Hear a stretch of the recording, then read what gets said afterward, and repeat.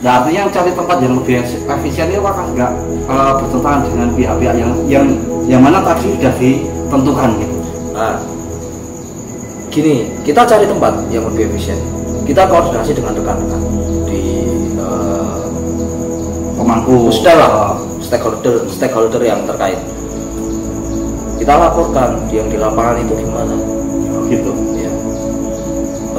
Misal mas gini yang di lapangan segini, akhirnya kita geser ke sini karena pertimbangan faktor keselamatan, faktor kelebihan personil yang berlebih ataupun faktor yang lainnya. Oh gitu. Ya, kita pasti ada alasan tertentu. Oh gitu.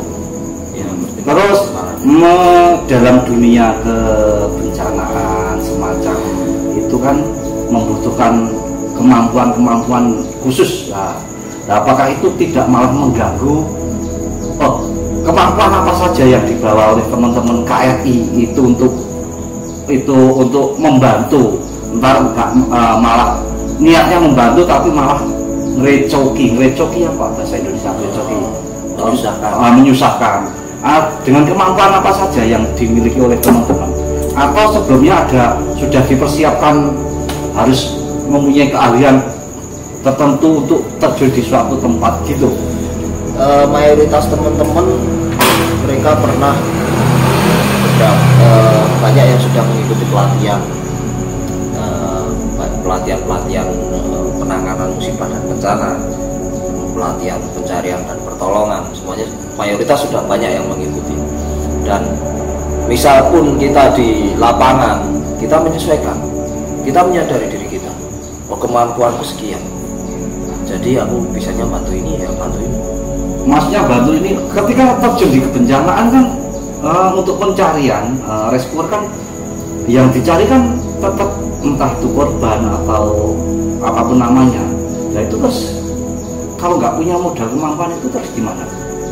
Biasanya teman-teman yang seperti itu kita didampingi sama teman-teman yang mungkin sudah memiliki kemampuan maupun skill itu. Oh gitu. Jadi di KRI sendiri ada mungkin teman-teman yang baru terjun di dunia bencana didampingi sama teman-teman yang sudah berpengalaman di dunia bencana. Disitulah teman-teman ini akan mendapat ilmu yang benar-benar sebenarnya daripada pelatihan. Oh, yang pasti sebelum diterjunkan di kebencanaan itu harus ada tahapan-tahapan untuk dilakukan pelatihan-pelatihan. Pasti teman-teman mayoritas sudah melalui pelatihan-pelatihan dalam bidang pencarian dan pertolongan yang terjun di dunia SAR. Gitu. Ya. Nah terus indikasinya ketika sudah dapat pelatihan itu apa? Kan bisa saja anggota ngomong aku udah ikut pelatihan tapi kan nggak ada bukti otentiknya. Teman-teman yang sudah mengikuti pelatihan itu akan mendapatkan sertifikat. Jadi misal bidang pencarian dan pertolongan yang dia ikuti waktu pelatihan adalah HAT atau High Angel Rescue Technique atau yang biasa dikenal dengan Vertical Rescue, teman-teman akan mendapatkan sertifikat itu. Oh, sebelum terjun di bencana itu disetorkan ke teman-teman KRI gitu ya, untuk sebagai modal awal untuk misal memverifikasi bahwa dia pernah mengikuti pelatihan. Karena beresiko juga kita menerjunkan orang awam ya, di lokasi bencana. Nah ini yang menarik ini yang menarik. Nah makanya tadi ketika niatnya itu ikut menolong, ikut meringankan beban, tapi malah merepoti kan ya gak enak. Ternyata untuk di KRI sendiri sudah ada pelatihan untuk sebelum ke dunia SAR. Oh gitu. Selain di rescue, biasanya ada apa saja kan? Teman-teman biasanya mendirikan dapur umum. Oh gitu. Untuk mengcover kebutuhan para pengungsi. Nah dapur umum, speknya dapur umum sendiri itu gimana? Spek dapur umum kita yang kita miliki sendiri. Atau sama kayak orang-orang yang masak di rumah gitu? Beda. Spek dapur umum kita sendiri ya bisa mencakup satu kali masak itu 1.000 sampai 3.000 jiwa. Oh banyak. 3.000 untuk mengcover 3.000 jiwa sekali masak itu. Iya, sekali masak. Artinya memang dibutuhkan skill memasak yang benar-benar mumpuni, entah itu ketahanan atau fisik maupun mental. Karena terkadang di dunia kebencanaan itu kadang fisik mendukung, tapi mental nggak mendukung. Oh gitu. Nah untuk mendukung itu semuanya gimana?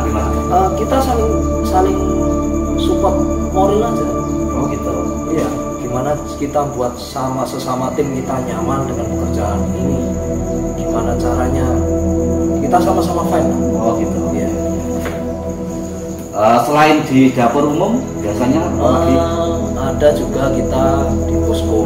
Posko itu hanya untuk penyaluran logistik seperti kebutuhan sehari-hari.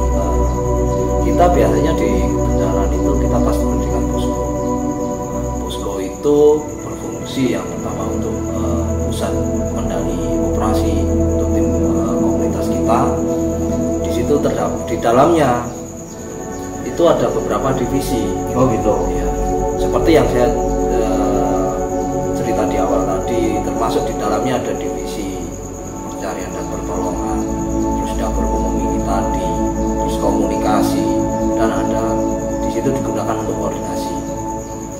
Ya. Koordinasinya ya itu tadi balik ke permasalahan apakah tumpang tindih dengan pihak yang terkait kalau mengadakan koordinasi sendiri. Itu koordinasi untuk jadi misal gini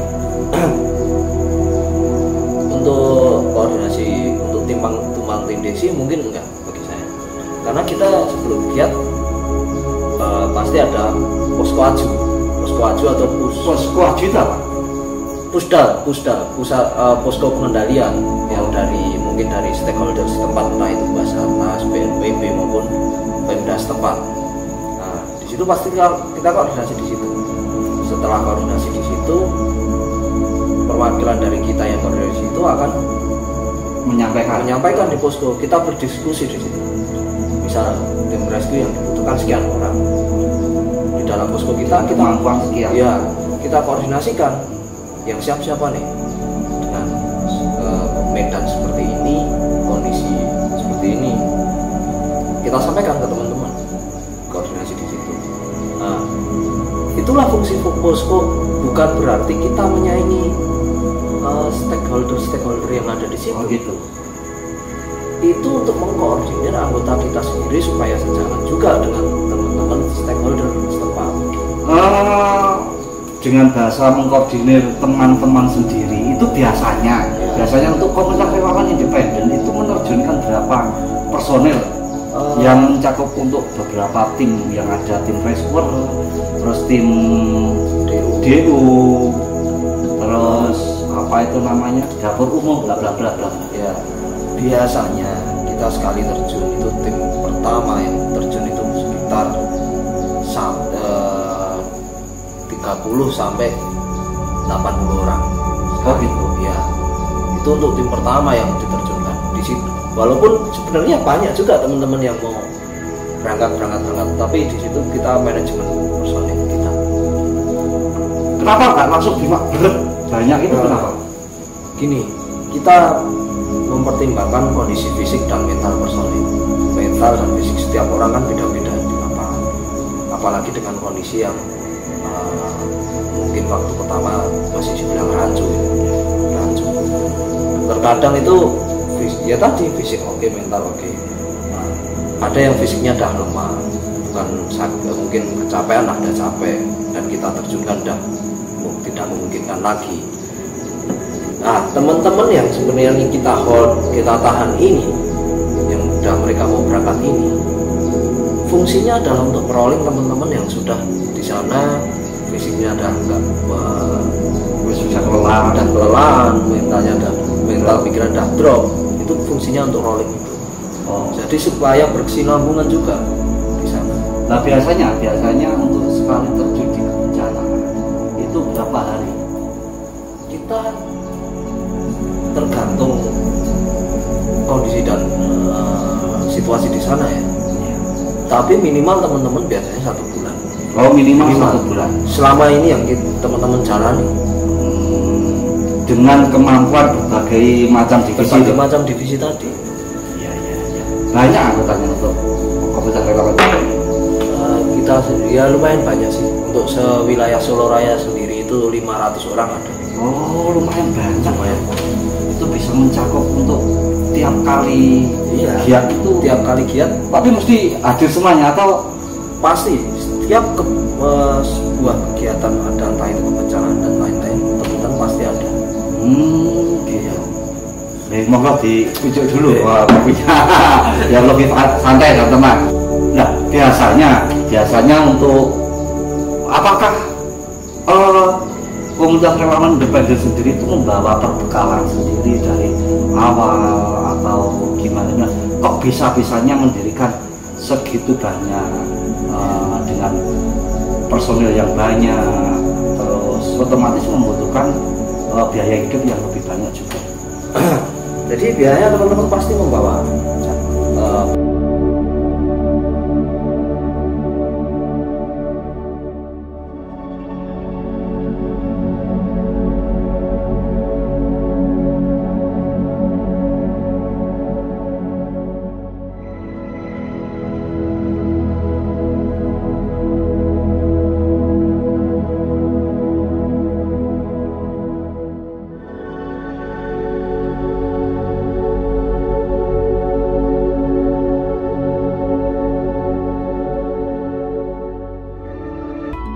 Silakan berkunjung ke Instagram Komunitas Relawan Independen atau Facebook Komunitas Relawan Independen.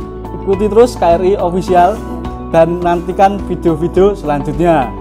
Relawan siap, KRI Jaya.